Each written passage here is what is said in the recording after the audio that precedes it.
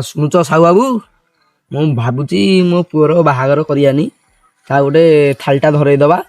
ସେ ଯାଇକି ବଡ଼ଦାଣ୍ଡରେ ଭିକ ମାଗିବ, ଟଙ୍କା ଦି ପଇସା ଇନକମ୍ କଲେ ଆମ ଘର ଚଳିବା ଆଉ।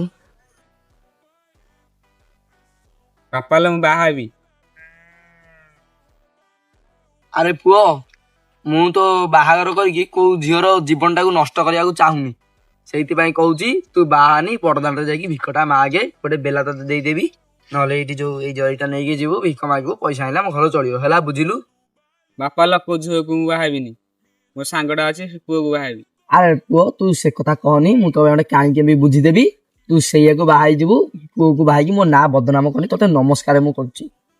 ବାପା ଲୋ ମୋର ସାଙ୍ଗ ଝିଅକୁ ବାହା ହେବି। ହଉ ତାହେଲେ ପୁଅ, ତାକୁ ଆଣିକି ଦେଖେଇଲୁ ମତେ।